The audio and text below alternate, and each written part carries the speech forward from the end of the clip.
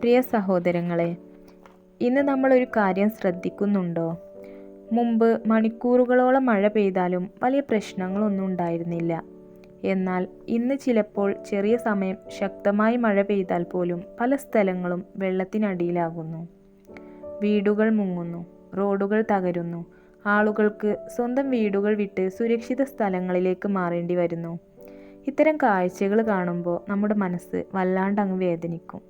ദുരിതം അനുഭവിക്കുന്ന എല്ലാവർക്കും വേണ്ടി നമുക്ക് ദുആ ചെയ്യാം. ഒരു മുസ്ലിം എന്ന നിലയിൽ ഇത്തരം സംഭവങ്ങൾ കാണുമ്പോൾ നാം അള്ളാഹുവിനെ കൂടുതൽ ഓർക്കണം. നമ്മുടെ ജീവിതം എത്ര നിസ്സാരമാണ്, എല്ലാം അള്ളാഹുവിൻ്റെ നിയന്ത്രണത്തിലാണെന്ന് മനസ്സിലാക്കാം. ഇന്നത്തെ കുട്ടികൾ ചിലപ്പോൾ നമ്മളോട് ചോദിക്കുന്നൊരു ചോദ്യമുണ്ട്. ഉമ്മ, നിങ്ങൾ പറയാറില്ലേ പഴയ കാലത്ത് കർക്കിടക മാസം മുഴുവൻ മഴയായിരുന്നു എന്ന്? എന്നാൽ ഇപ്പോൾ ഒരു ദിവസം ശക്തമായി മഴ പെയ്താൽ തന്നെ എന്തുകൊണ്ടാണ് പ്രളയം ഉണ്ടാകുന്നത്? ഈ ചോദ്യം കേൾക്കുമ്പോൾ പലപ്പോഴും ഉടനെ ഒരു ഉത്തരം പറയാൻ കഴിയുന്നില്ല. കാരണം മഴ മാത്രം മാറിയതല്ല, നമ്മുടെ ചുറ്റുപാടുകളും മാറി. ഒരു കാലത്ത് മഴവെള്ളം മണ്ണിലേക്ക് ഇറങ്ങിപ്പോകാൻ വയലുകളും തോടുകളും കാടുകളും ഉണ്ടായിരുന്നു. ഇന്ന് പല സ്ഥലങ്ങളിലും അവയുടെ സ്ഥാനത്ത് കോൺക്രീറ്റ് കെട്ടിടങ്ങളും റോഡുകളും നിറഞ്ഞിരിക്കുന്നു. പ്രകൃതിയുടെ സ്വാഭാവിക ഒഴുക്ക് പലയിടങ്ങളിലും തടസ്സപ്പെട്ടിരിക്കുന്നു. അള്ളാഹു നമുക്ക് ഈ ഭൂമിയെ ഒരു അമാനത്തായി ഏൽപ്പിച്ചിരിക്കുന്നു. അത് സംരക്ഷിക്കാനുള്ള ഉത്തരവാദിത്വം നമുക്കുണ്ട്. പക്ഷേ ഇന്ന് നമ്മൾ എന്താണ് ചെയ്യുന്നത്?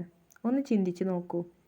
മരങ്ങൾ വെട്ടിമാറ്റുന്നു, പുഴകളും തോടുകളും പ്ലാസ്റ്റിക്കും മാലിന്യങ്ങളും കൊണ്ട് നിറക്കുന്നു, കുന്നുകൾ ഇടിച്ചു നിരത്തുന്നു, പ്രകൃതിയുടെ സന്തുലിതാവസ്ഥ തകർക്കുന്നു. ഇതിൻ്റെ ഫലമായി മഴ പെയ്യുമ്പോൾ വെള്ളം സ്വാഭാവികമായി ഒഴുകിപ്പോകേണ്ട വഴികൾ തടയുന്നു.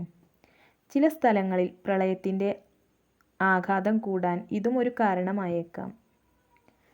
പ്രിയ സഹോദരങ്ങളെ, ഇസ്ലാം ശുചിത്വത്തെയും പരിസ്ഥിതി സംരക്ഷണത്തെയും വളരെ പ്രാധാന്യത്തോടെ പഠിപ്പിക്കുന്നു. ഒരു വൃക്ഷം നട്ടുപിടിപ്പിക്കുന്നത് പോലും പ്രതിഫലം ലഭിക്കുന്ന ഒരു നല്ല പ്രവൃത്തിയായി നമ്മുടെ മതം പഠിപ്പിക്കുന്നു. വഴിയിൽ കിടക്കുന്ന ഉപദ്രവകരമായ ഒരു വസ്തു എടുത്തു മാറ്റുന്നത് പോലും സദക്കയാണ്. അതുകൊണ്ട് പ്രകൃതിയെ സംരക്ഷിക്കുന്നത് ഒരു സാമൂഹിക ഉത്തരവാദിത്തം മാത്രമല്ല, അതൊരു ഇബാദത്തായും മാറാം.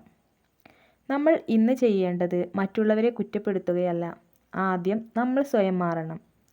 പ്രളയം പോലുള്ള ദുരന്തങ്ങൾ കാണുമ്പോൾ ദുരിതം അനുഭവിക്കുന്നവർക്ക് സഹായഹസ്തം നീട്ടുകയും അവർക്ക് വേണ്ടി ദുആ ചെയ്യുകയും ചെയ്യാം. അള്ളാഹുവിനോട് പാപമോചനം തേടുകയും നല്ല പ്രവൃത്തികളിലേക്ക് മടങ്ങുകയും ചെയ്യാം. ഓരോ ചെറിയ നന്മയും വലിയ മാറ്റങ്ങൾക്ക് കാരണമാകാം. ഇന്ന് ഒരു മരം നട്ടാൽ നാളെ അതൊരാൾക്ക് തണലാകാം. നമ്മുടെ ചെറിയ പ്രവർത്തനങ്ങൾ സമൂഹത്തിന് വലിയ ഗുണം ചെയ്യും. അള്ളാഹു നമ്മെ ഭൂമിയെ സംരക്ഷിക്കുന്ന നല്ല മനുഷ്യരിൽ ഉൾപ്പെടുത്തട്ടെ. ദുരിതം അനുഭവിക്കുന്ന എല്ലാവർക്കും അള്ളാഹു ക്ഷമയും ആശ്വാസവും നൽകട്ടെ. ആമീൻ. അസ്സലാമു അലൈക്കും.